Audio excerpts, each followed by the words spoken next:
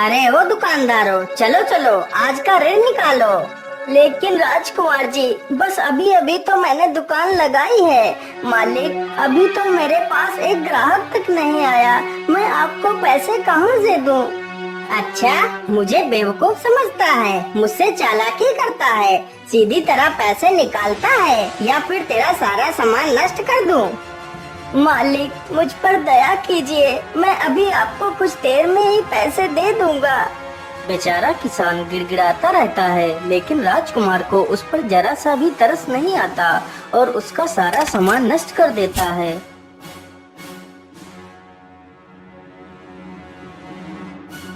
अब बताओ जल्दी से, किस किस को ऋण नहीं देना है? नहीं नहीं मालिक, ये लीजिए ऋण। हाँ हाँ मालिक, मैं तो आपको ऋण देने के लिए आपकी कब से प्रतीक्षा कर रहा था। इस प्रकार सारे दुकानदार डर कर राजकुमार को ऋण दे देते हैं। राजकुमार घोड़े पर बैठता है और वहाँ से चला जाता है। अरे नहीं नहीं, यह सब कब तक चलता रहेगा? हम लोगों को कुछ ना कुछ तो करना ही पड़ेगा। अरे भैया, मैं तो कहता हूँ हमें महाराज के पास चलना चाहिए, वही हमारी मदद कर सकते हैं।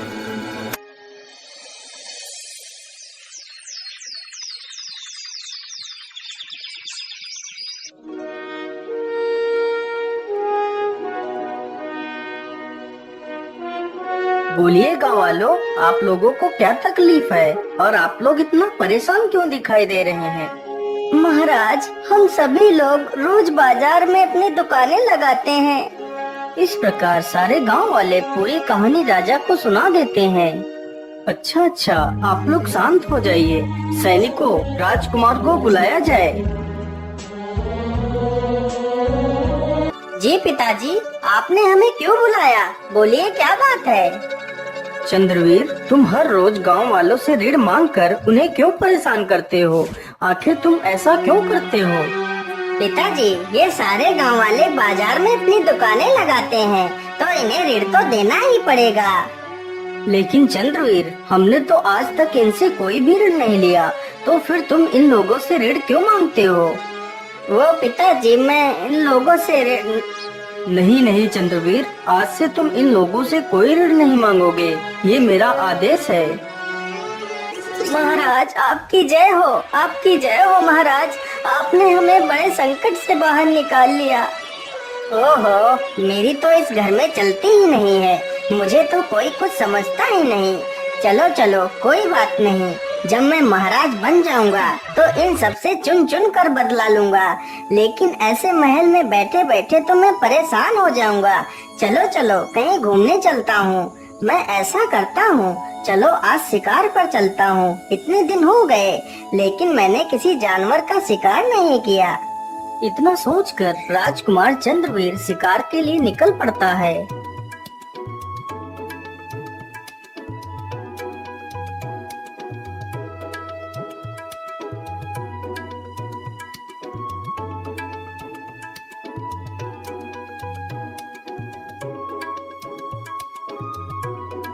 क्या करूं, आज तो शिकार कहीं दिखाई नहीं दे रहा है। मुझे लगता है आज मुझे यहाँ से भी निराश होकर ही लौटना पड़ेगा। चलो चलो, अब घर वापस लौट चलता हूँ। ये सारी बातें सोचकर राजकुमार जंगल से वापस लौटने लगता है।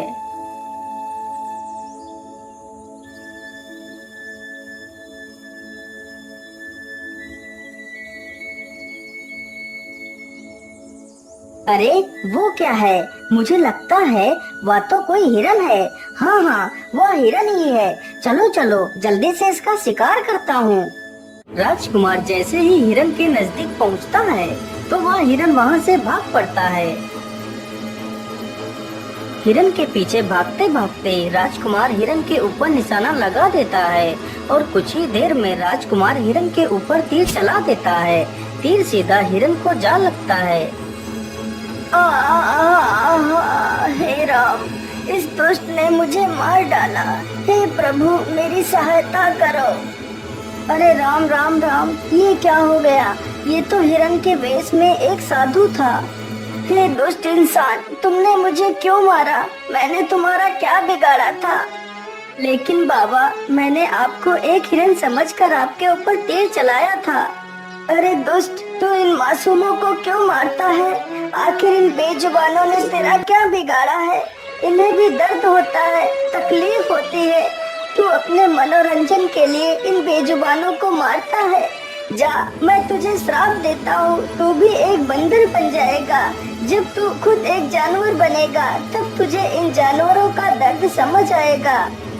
बाबा, मुझे क्षमा कर दीजिए बाबा, मुझसे बहुत बड़ी भूल हो गई बाबा। मैं अपने अहंकार में चूर होकर इन मासूमों पर जुल्म ढाता रहा। बाबा, मैंने बहुत सारे पाप किए हैं, पर मुझे क्षमा कर दीजिए बाबा। मैं आज के बाद कोई गलत कार्य नहीं करूँगा, मुझे ये श्राप मत दीजिए। साधु को उसके ये वचन सुनकर उस पर दया आ जाती है।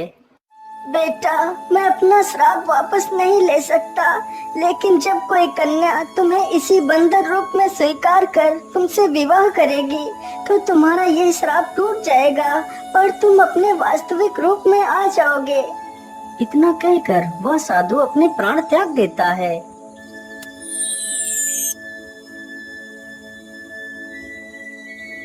अरे, ये क्या हो रहा है मेरे साथ? देखते ही देखते कुछ ही देर में राजकुमार एक बंदर बन जाता है। हे भगवान, ये क्या हो गया? मैं तो सच में एक बंदर बन गया। ठीक है, यही मेरे गुनाहों की सजा है। इतना कहकर वह बंदर अपने राज्य महल की तरफ निकल पड़ता है।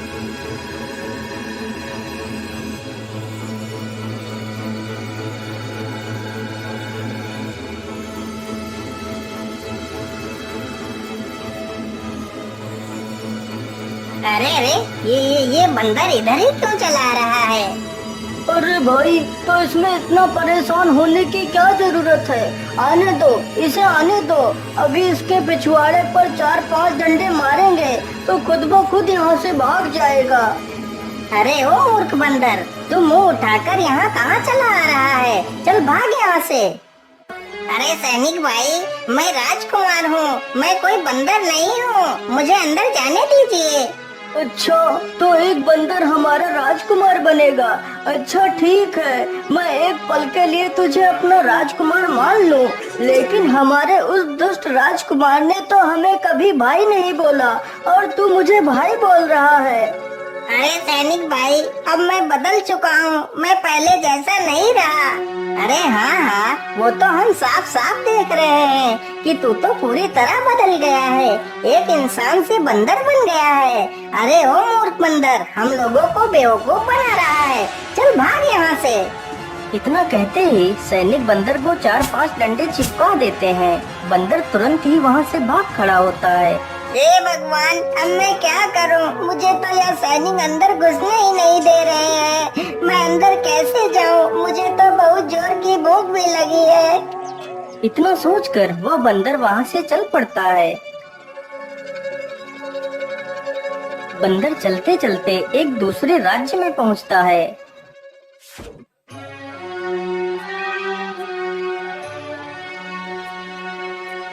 अरे, खाना तो मिल गया, चलो चलो जल्दी से ये खाना खा लेता हूँ।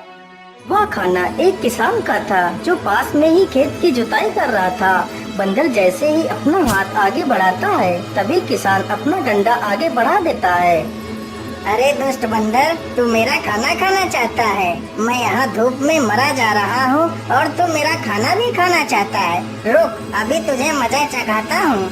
इतना कहकर किसान बंदर को 4-5 डंडे मारता है और उसे भगा देता है। हे भगवान, मुझे अब अच्छी तरह समझ आ गया है कि बेचारे जानवर कितने कष्ट में अपना जीवन गुजारते हैं। हे भगवान, ऐसी जिंदगी से अच्छा है तो मुझे मौत दे दो। ये सब कुछ सोचकर बंदर दुखी हो जाता है। तभी देखता है कि एक सुंदर सी लड़की हाथ में सुंदर पकवान की थाली सजाकर कहीं जा रही है। अरे, ये लड़की तो कितनी सुंदर है। काश मैं एक राजकुमार होता और मेरी ये हालत ना हुई होती तो मैं इसी से विवाह कर लेता। लेकिन यह कन्या इतने सुंदर पकवान लेकर कहाँ जा रही है? चलो चलो इसका पीछा करता हूँ।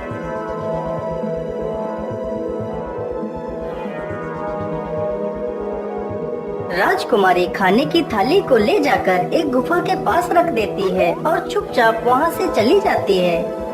अरे वाह वाह, ये लड़की तो कितनी महान है जो जानवरों के लिए खाना रखकर चली जाती है। और एक मैं था जो खुद जानवरों को ही खा जाता था। लेकिन अब ये सब सोचकर क्या फायदा। चलो जल्दी से खाना खा लेता हूँ, मुझे तो ये खाना देखकर रहा ही नहीं जा रहा। इतना सोचकर बंदर तुरंत जाता है और पूरी थाली को चट कर जाता है। जो खाना बंदर खा गया था वह खाना एक डायन के लिए रखा गया था। राजकुमारी रोज उस डायन के लिए खाना गुफा के पास रखकर चली जाती थी।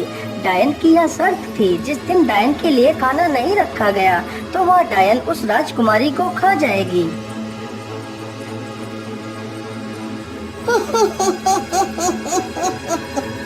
अरे ये क्या, आज तो मेरे लिए भोजन रखा ही नहीं गया और ऊपर से यह खाली थाली रखती। राजकुमारी, आज तू मेरे हाथों से नहीं बच पाएगी।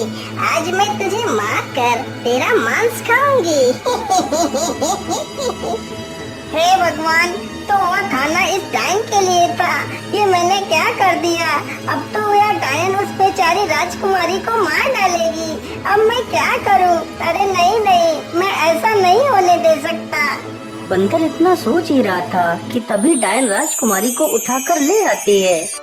अरे राम राम राम, यह डायन तो सच में राजकुमारी को उठाकर ले आई है। चलो चलो, मैं भी इसके पीछे पीछे गुफा में घुस जाता हूँ।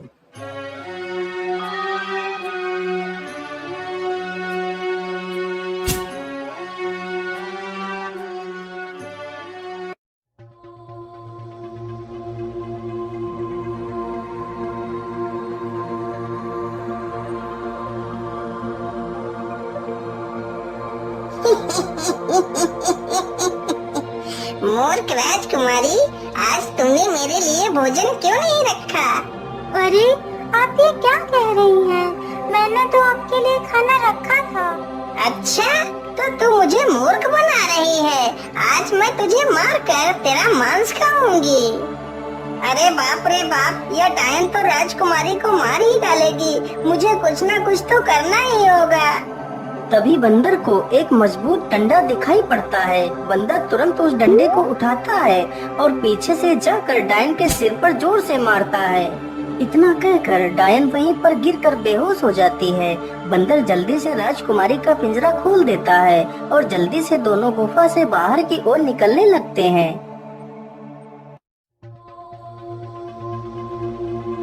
अरे ये क्या, गुफा का दरवाजा तो बंद पड़ा है। अब हम बाहर कैसे निकलेंगे? बंदर तुरंत ही पास में पड़े एक पत्थर को उठाकर दरवाजे पर फेंक कर मारता है। अरे बंदर भैया, इस प्रकार दरवाजे पे पत्थर फेंकने से कोई फायदा नहीं। ये दरवाजा ऐसे नहीं खुलने वाला। लेकिन तुम कौन हो और तुम इस गुफा में क्या कर रही हो? मेरा नाम मिठबोली है। मैं इस गुफा में उस डायन को मारने आई थी, लेकिन उस ताकतवर डायन को मैं मार न पाई। लेकिन मिठबोली बहन, तुम इस डायन से बदला क्यों लेना चाहती हो? बंदर भैया, मैं और मेरे पति यही पास के जंगल में एक पेड़ पर घोंसला बनाकर रहते थे। एक दिन की बात है, ये डायन एक हिरन के शिकार के लिए आती है। डायन जैसे ही हिरन पर वार करती है, तभी वह हिरन मेरे पेड़ के सामने से हट जाता है और उस डायन का वार मेरे पेड़ पर पड़ जाता है और पेड़ गिर जाता है, जिसकी वजह से मेरे पति और मेरे अंडे उसी पेड़ के नीचे दबकर मर जाते हैं। उस दिन से मैंने कसम खाई कि मैं इस डायन को मार कर ही दम लूंगी, लेकिन मैं अभी तक उस डायन को मार नहीं पाई। लेकिन मिठबोली बहन, मैंने तो उसे एक डंडे में ही मार दिया। अरे नहीं नहीं बंदर भाई, आपको नहीं पता, वह डायन ऐसे नहीं मरने वाली। वह सिर्फ कुछ देर के लिए बेहोशी की हालत में गई है। अरे मिठबोली, तुम ये क्या कह रही हो? यदि वह डायन मरी नहीं है तो वह डायन फिर कैसे मरेगी? बंदर भाई, जब तक वह मूर्ति नहीं टूटेगी तब तक वह डायन नहीं मरेगी। अरे मिठबोली बहन, तुम किस मूर्ति की बात कर रही हो? मुझे जल्दी से बताओ। बंदर भैया, यदि तुम उस मूर्ति को देखना चाहते हो तो चलो मेरे साथ।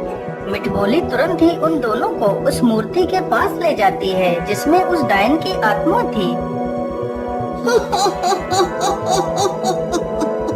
अच्छा, तो तुम सारे चूजे मिलकर मुझे मारने की योजना बना रहे हो। रुको रुको, मैं अभी तुम लोगों को मजा चखाती हूँ। डायन तुरंत ही अपनी जादुई छड़ी से उन तीनों पर वार करती है, लेकिन जैसे ही डायन वार करती है तभी वह तीनों मूर्ति के सामने से हट जाते हैं और डायन का वार सीधा मूर्ति पर पड़ता है, जिसकी वजह से मूर्ति टूट जाती है और वह डायन समाप्त हो जाती है। डायन के मरते ही गुफा का दरवाजा खुल जाता है और तीनों ही उस गुफा से बाहर चले जाते हैं। अरे बंदर, तुम तो कितने बहादुर हो जो तुमने मेरी इस डायन से रक्षा की है। अरे राजकुमारी जी, मैं कोई बंदर नहीं हूँ, मैं एक राजकुमार हूँ। फिर वह बंदर अपनी पूरी कहानी राजकुमारी को सुनाता है। मेरा यह रूप तभी बदलेगा जब कोई लड़की मुझे इसी बंदर रूप में स्वीकार कर मुझसे विवाह करेगी। यदि ऐसी बात है तो मैं तुम्हारे साथ विवाह करूंगी। फिर वह राजकुमारी और वह बंदर एक मंदिर में विवाह कर लेते हैं। विवाह संपन्न होते ही बंदर अपने वास्तविक रूप में आ जाता है। अरे वाह राजकुमारी जी, यह तो चमत्कार हो गया। मैं तो वापस अपने वास्तविक रूप में आ गया। फिर वह दोनों अपने राज्य की ओर लौट जाते हैं और खुशी खुशी रहने लगते हैं।